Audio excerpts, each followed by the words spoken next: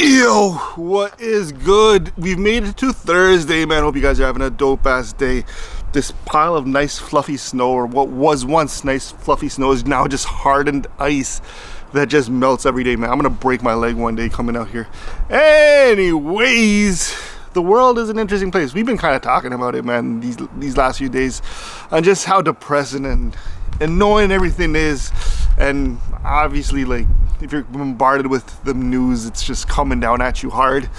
And even people at work are always like, dude, I'm feeling so anxious these days. And I'm like, yeah, man, that's what the news does to you. It really messes with our brains.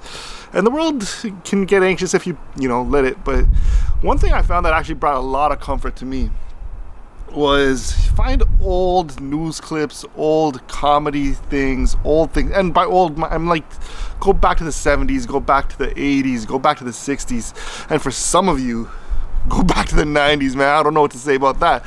But if you go back and I did this recently where I found this old George Carlin bit where he was on a late night show from like the late 50s, or it was it was the late 50s.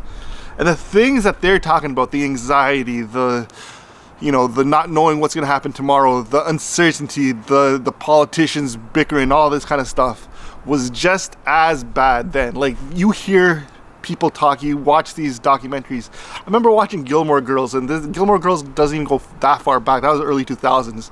And they're still talking about the Israel friggin' Palestine conflict then. You go back even further back, you find older TV shows, older sitcoms, anything that's pop culture related, and you realize that a lot of the conflicts, a lot of what they're saying about taxation, about globalization, all that news and all that kind of like horrid stuff, they were worried about it back then too. And then you hear it and you're like, huh, that was 40 years ago, that was 50 years ago, that was 20 years ago. We survived. And you kind of extrapolate saying, well, maybe things will be all right. Yeah, it's annoying. Yeah, there's a lot of worry. Yeah, people who pay bills and have jobs sometimes got to wonder, how's this going to affect me and all that kind of stuff. And those are fair things to worry about. I'm not saying those aren't things you shouldn't worry about.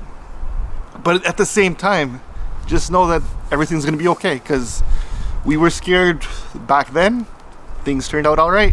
We're scared today. Things are going to turn out all right. Basically, man, just don't get caught up in the now. Sometimes you just gotta take a step back, see it at a macro level, and realize, yeah. Micro level, a lot of scary shit. Macro level, it all works out usually.